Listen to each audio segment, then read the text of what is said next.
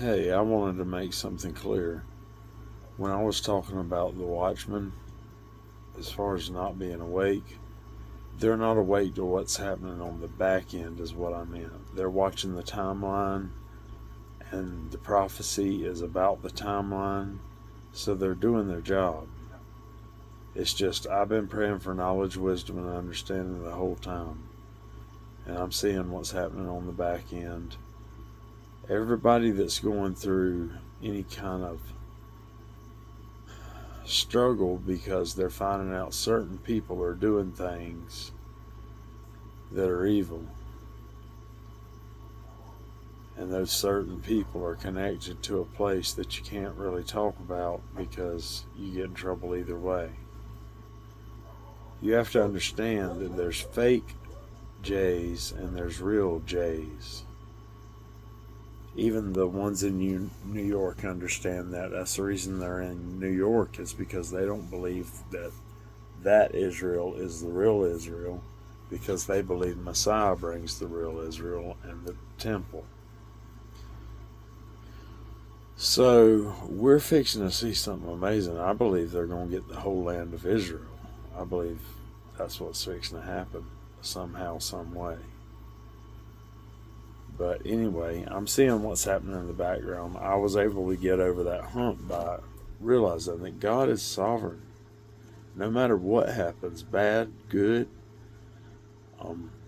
it doesn't matter what happens. You have to understand God is sovereign. That helped me get over that hump. God is sovereign. And then when I went through a study that, man, going back about Melchizedek, I've done a study on him, and in the Bible where he blessed Abraham, and then Abraham gave tithes to him and blessed him. And why would he bless him? Why?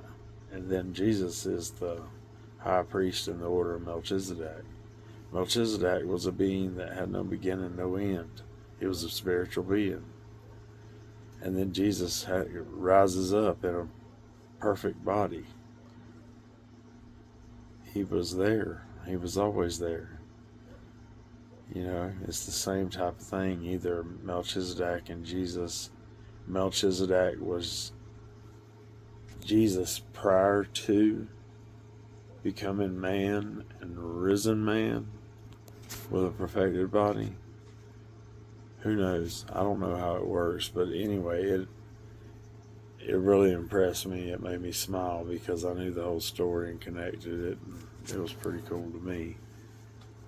But there's a lot going on here, so you just got to watch prophecy.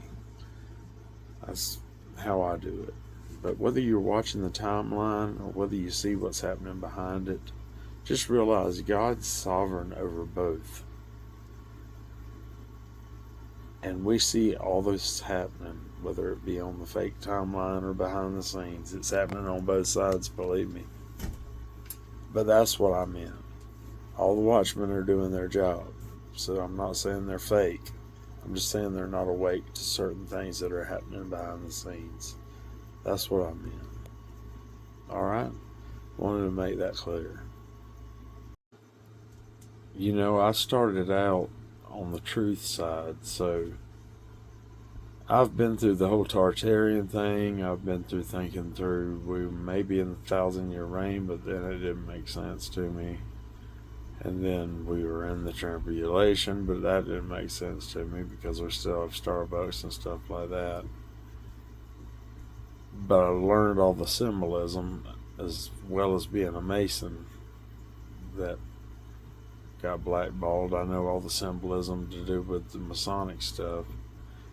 And when I see the symbolism on the background, it's amazing how well it connects to the fake news, if that makes sense. And everybody watching the fake news, it's prophecy's passing there, and it's passing on the back end. That's what I mean. And I'm sorry to have to explain it. I wish I was better at finding words to say it in a short form, if that makes sense. But anyway, Trust the gospel. That's 1 Corinthians 15, 1 through 4. That Jesus died on the cross for our sins, past, present, and future. Eternally, you are saved, you are sealed, you are delivered. No one can take you out of his hand. No one can pluck you out of his hand. You are safe, you're delivered. And then he was put in a grave and buried. He rose on the third day, according to the scriptures, and he's alive. Trust the gospel. We're going home.